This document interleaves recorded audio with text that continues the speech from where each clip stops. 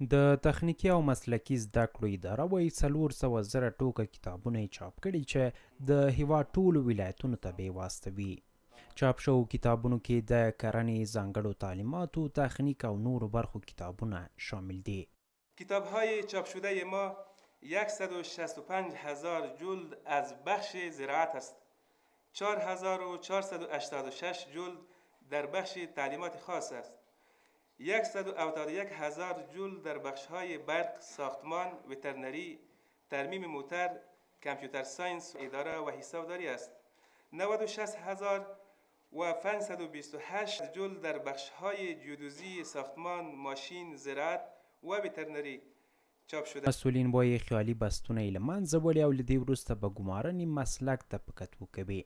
د دوی په خبره پلان لري چې د یادې ادارې په اډانه کې صنعتي پارکونو کې انستیتیوتونه هم جوړ کړي.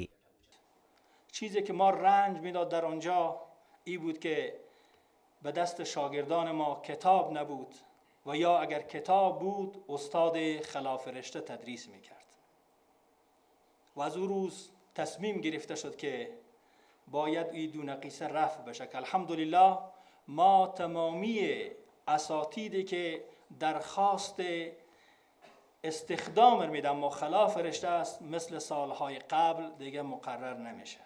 پرانیز غونډه کې دیني عالمانو او چارواکو پر زده کړو د ټینګار ترڅنګ د جومات او پوهنتون ترمنځ د واټن ختمولو خبره هم وکړه.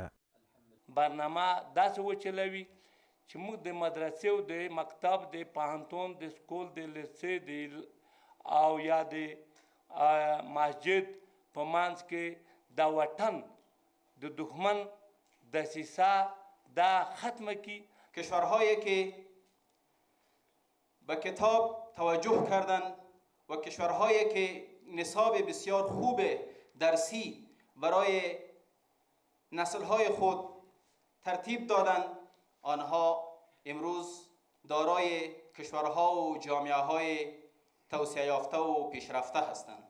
مسئولین وایي پر چاپ شوو کتابونو نږدې 14 میلیون افغانۍ لګښت راغلی چې ټول د دولت بودیجې څخه ورکول کیږي او نږدې 13 کتابونه بیا د نجونو د زده کړو لپاره ځانګړي شوي دي. مسلکي او تخنیکي زده کړو اداره وایي هره ورځ د نږدې 60,000 ډیپلومونو 2 دولتي چاپخونې د چاپولو جوګه دي چې عاید یې ټول دولتي خزانې ته ځي.